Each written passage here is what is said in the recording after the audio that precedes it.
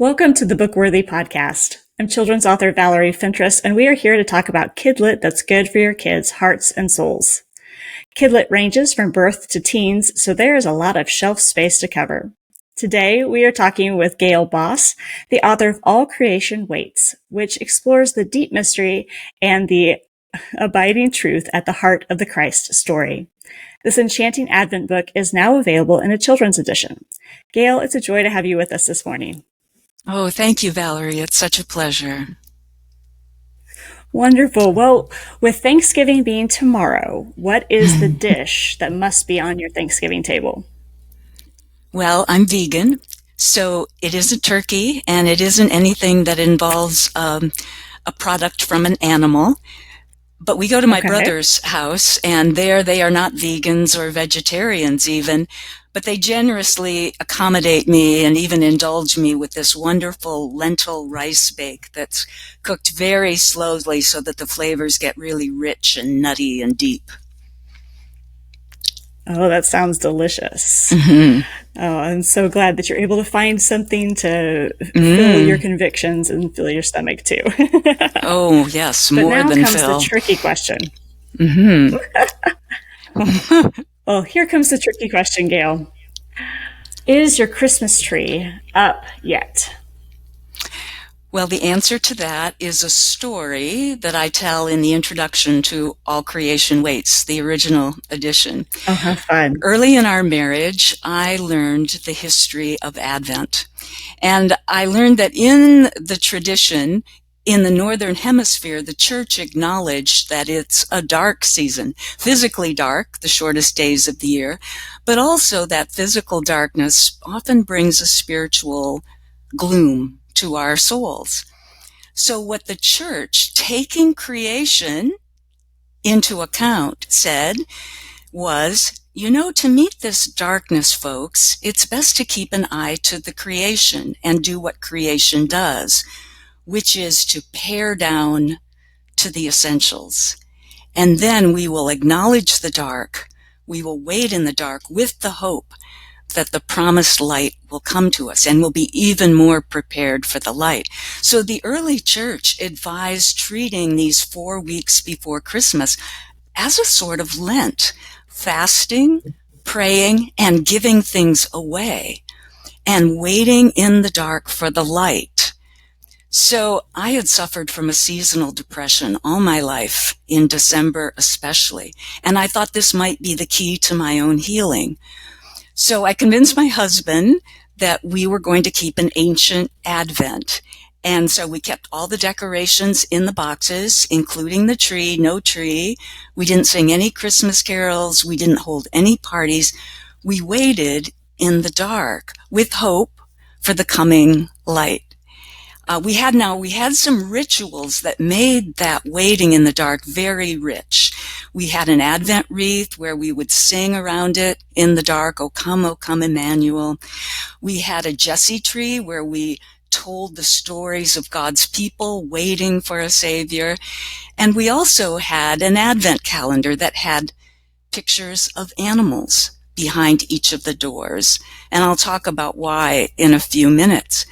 But I found that then when Christmas came and we pulled out the tree and had a big party to celebrate the light coming and all of the decorations and the Christmas carols, I found that my seasonal depression, once we began celebrating Advent that way, vanished because I had acknowledged what was going on in my body as a result of what was going on in the creation around us. So we have celebrated that way ever since 1986, right through, yes, the raising of our children.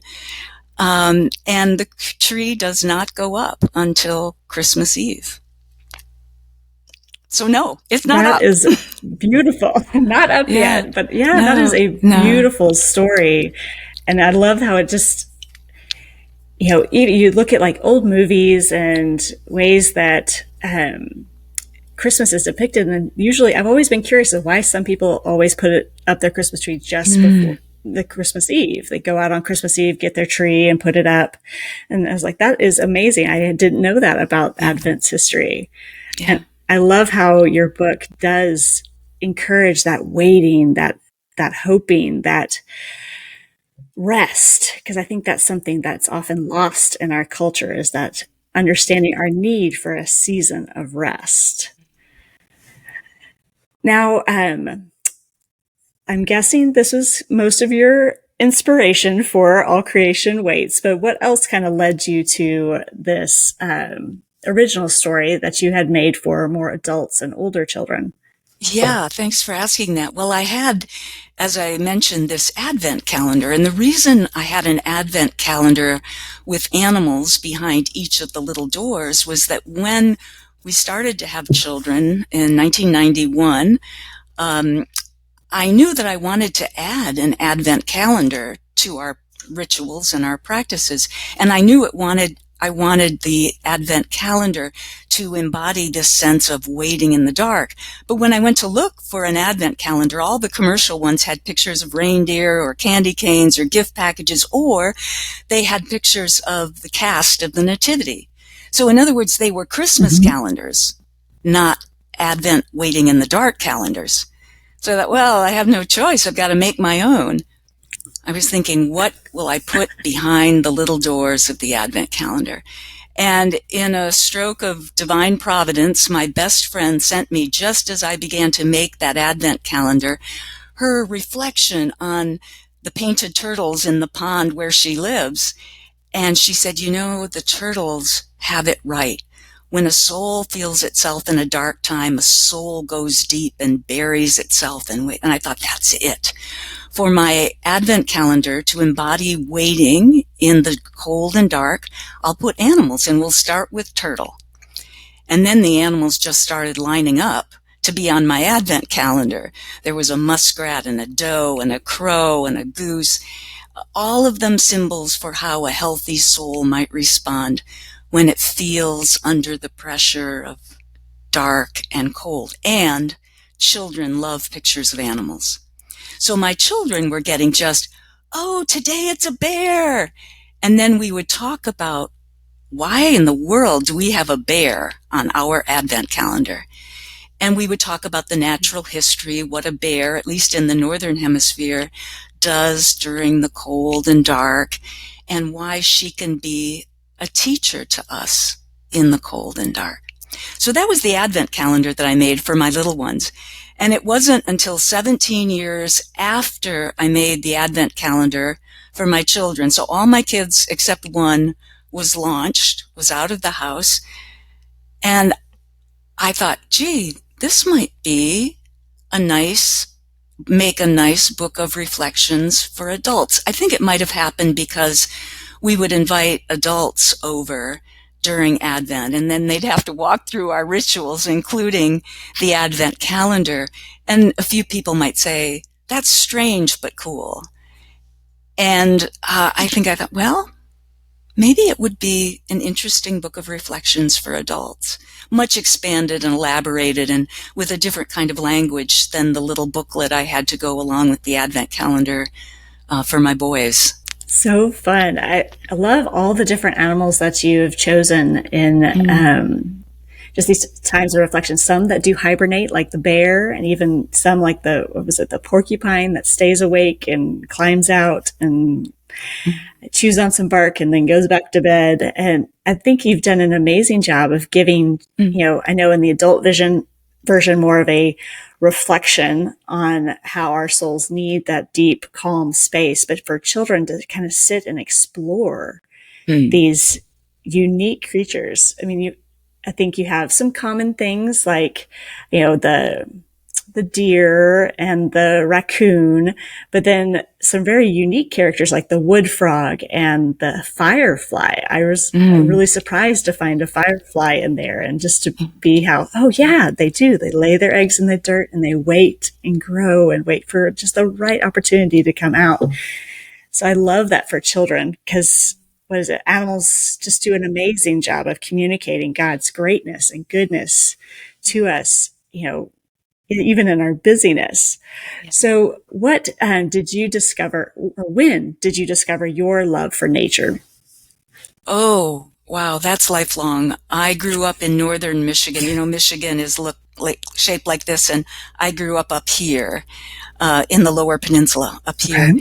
And my father owned 300 acres of wild land, and my grandparents owned land too. And so Sunday afternoons would often find us tromping through the woods, and my father could identify wildflowers and mushrooms and animal tracks, and I was captivated with that. Like many children, though, I went to college in the city, and then I moved with my husband to Washington, D.C. for work. And it lay dormant. That love lay dormant for a long time until I started having children.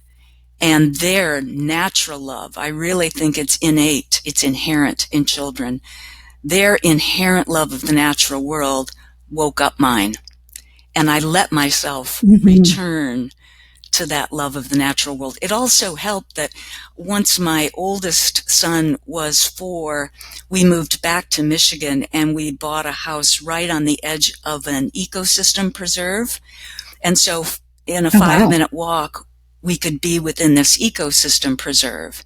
So their natural love of the world and of creatures, we could feed that and my love that was waking back up again every day, with a 5-minute walk to the preserve. So all things work together to enliven or to wake up out of dormancy that love of the natural world that I'd had since I was a very small child.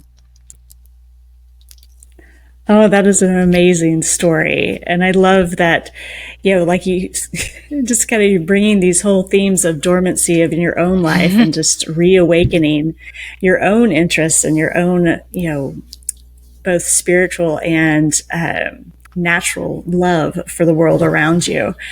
Now, I guess with a love of nature and exploring the nature preserve near your home with your kids, how, other than just that walking and exploring all the creatures you must have found, how did you implement this just patience and waiting in your own home with your children? I think it's something they catch. It's a contagion. And I had been thinking and learning practices of quiet and contemplation for many years before I had my children. I didn't have my first child until I was 34. And so I'd had a long time to begin that practice. Not that I was in any way accomplished or proficient at meditation, contemplation, and prayer by the time I started having children. And even if I had, the flurry of child raising will test it sorely anyway.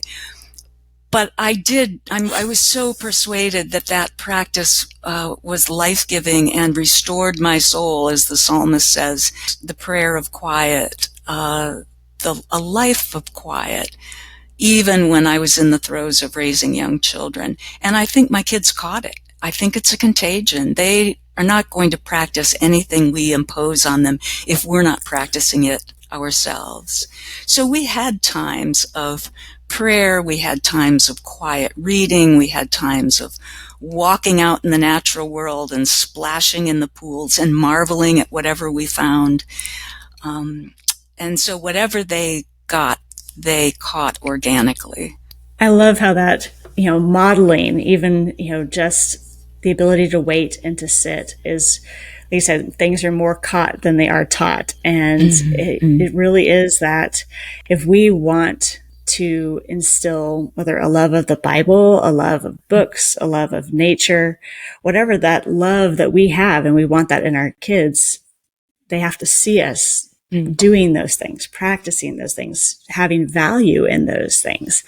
And I love that you had done that for your kids, because I know I live in the city. And so it is a challenge to be able to sit out and walk in nature. Plus being in Texas, it's usually hot most of the time.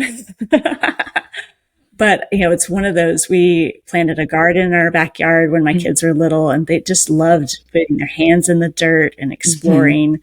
gotten some unique bug bites and just explored just how God created so many bizarre things. And, was it, why did God create ants? Well, let's take a walk and we'll find out. And so I love that even, this book really builds in a love of nature. And even when you have 25 days and 24 animals, and then Jesus surrounded by animals.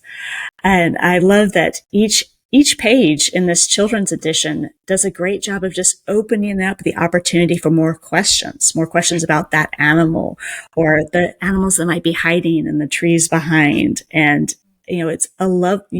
Even in your wording, you've kept it like talking about how the deers mate and stuff, but it's really simple and not too natural, I guess, but it opens the door for more conversation. Yeah. Nicely said. Thank you. Well, because with All Creation Waits, for adults, you wanted to create this calm and still. Is the goal the same for children, or is it a little different? Yes, both, I would say. It's the same and it's different. It's the same in that they'll understand that's what the animals are doing.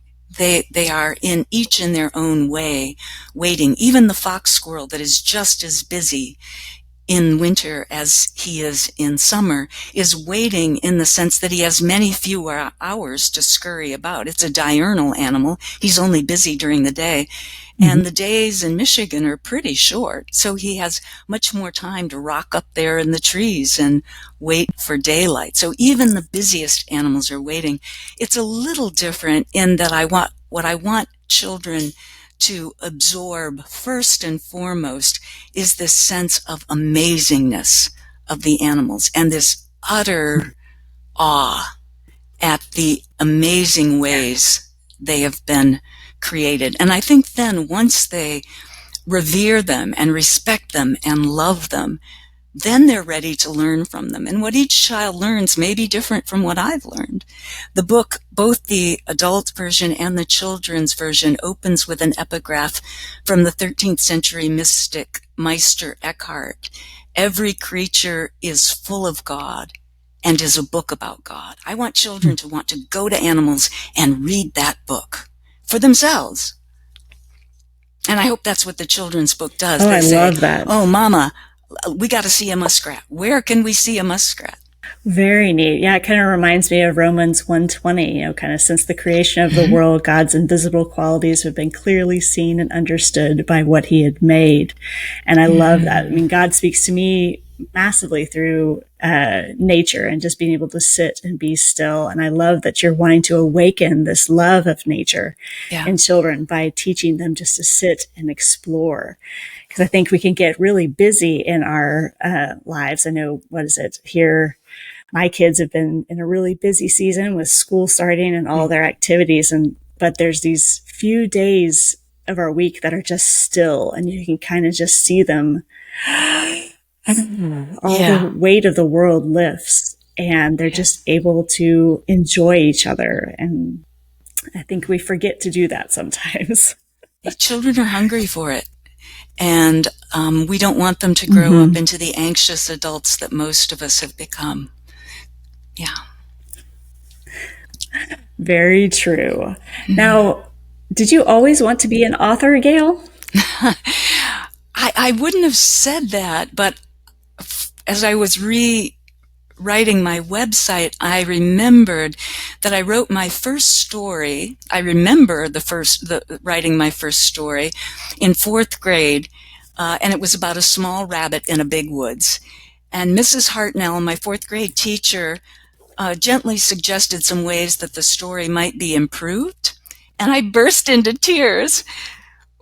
I think I've gotten better at receiving critique since then, but what that points out to me is that even then, in 4th grade, at the age of, what would I have been, 10, 9 or 10, writing mattered to me.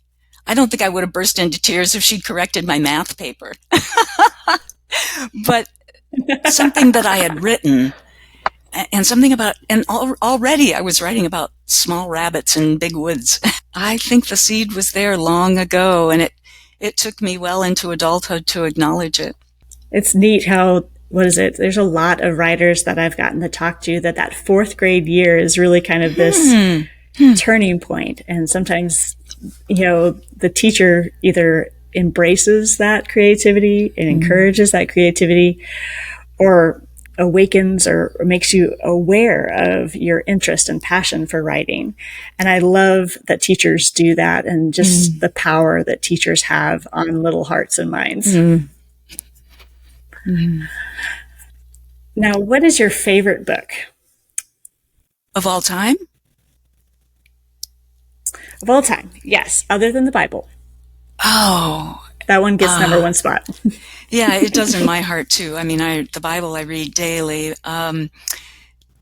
Yeah, I think, because you asked me to think about this, and it was tough, but I think as I look back over my life, it would be the Chronicles of Narnia. Because they not only shaped my worldview, they persuaded me of the power of stories. Persuade us that there is a world so much bigger and more mysterious and awesome, and it's just beyond the wardrobe door. It is so very close. And we can realize it in our own life. Stories can do that. And they can awaken us to that world.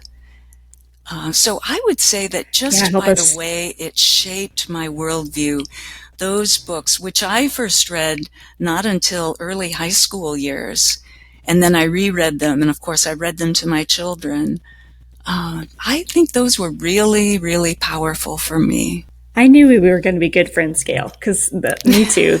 Chronicles of Narnia, just that book that just awakens your mind to there's a world beyond our world within our world. And so it definitely for kids to awaken them to see beyond the room that they're in, that there is such magic in our world, whether that's more natural magic than actual like Harry Potter magic. But, I don't know. That's semantics, I guess. Yeah. Well, what was your favorite children's book to read to your kiddos? Well, Chronicles of Narnia, although it's not really a children's book, I guess, a picture book. I would be hard-pressed.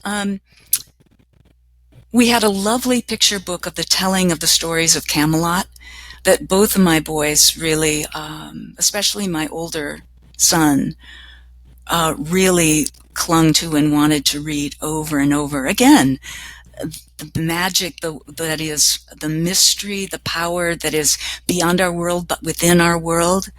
That was really powerful for them. I don't really, to tell you the truth, remember any picture books from my own childhood. I began remembering books once I was reading the Marguerite Henry books about the horses of Chincoteague, and then the Chronicles. Well, even Misty of Chincoteague, or those books. Those are made me jump. Those are some of my favorites too. Yeah, I love those books. So fun. Yeah, again, showing us another side of a world that we live in, and just helping us explore the world we're in, which is what the power of books is. Well, Gail, what can we expect next from you?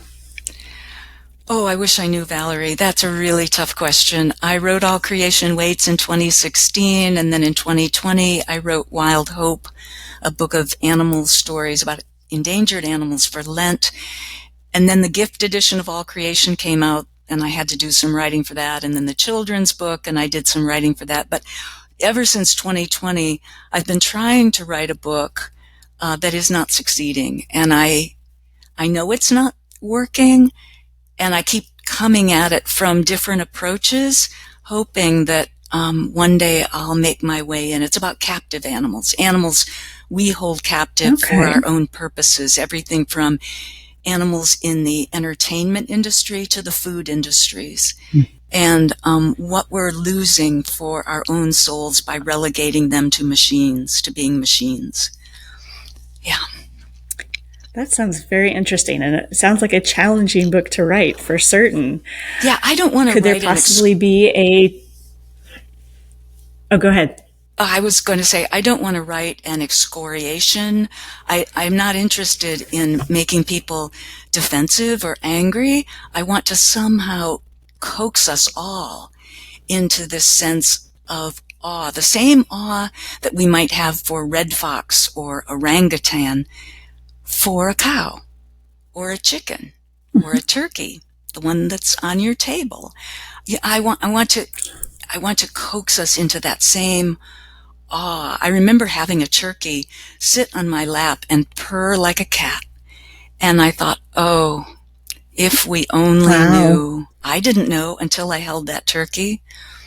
Yeah. So that's what I'm trying to do. And I'm just not succeeding very well. But so far, I'm not dissuaded. I'm not discouraged. That in itself is a miracle. But because I think I just don't know enough yet. I think God is just waiting until I'm really ready, but wants me to keep trying. So I just think I don't know enough yet. Yeah. I mean, that sounds like internally, a very my heart interesting... doesn't know enough yet. Yeah. Right. Mm-hmm. Yeah, God's still teaching you along the way. That's one of the things about waiting that we don't always understand, is that God is working in the waiting. That waiting is not empty time. It's time we're being taught something, time that we are resting and preparing for the next season, just as our hibernating friends in your book are. And so I love that you're continuing to wait and work in the waiting too. Is there possibly a chance for, was it Hidden Hope to have a children's edition? Wild Hope is the name of the book. Wild Hope, sorry. I don't know. That's a hard book. I mean, it's a book for Lent, so it's a book of lament at what we're losing, right, as all of these species go extinct. Paraclete has not proposed that yet. And so I think it's unlikely. You have to be, in fact, even as an adult, you have to be a pretty spiritually mature adult, I think, to be able to get to the end of it and believe that there is, even in all of this destruction, some seed of resurrection. The refrain in all creation waits that a child will hear each day of Advent is, the dark is not an end, it's a door. It's the way a new beginning comes. That's the gospel in 2 lines, and it's just as true for Wild Hope. The dark as this extinction crisis is not an end, it's a door. It's the way a new beginning comes. But the beginning is up to us also, in partnership with God. Yeah. Very true. I think, well, we might need to nudge Paraclete a little bit, but... Wait, I'm not sure I want to write the children's edition, so let's not nudge yet. Okay. You let me know when. Thanks. Well, Gail, where can people find out more about you? My website has a nice survey of the books and some beautiful pictures of foxes and other creatures too, and a little bit more of the backstory about how I wrote each one. So just go to gailboss.com. Wonderful. Well, I look forward to following you and to find out more about whatever you come up with next. I love that you're just a reflective soul, not just in yourself, but in your words as well. Thank you so much for joining us today. Yeah, an utter pleasure. Thank you, Valerie. And thank you for joining Gail and me on this episode of the Bookworthy Podcast. And happy Thanksgiving. Be sure to check out the show notes for any books or links that we discussed. Let us know in the comments if your Christmas tree goes up before or after Thanksgiving. Then hit that like and subscribe button to help us discover more great books together. Happy reading.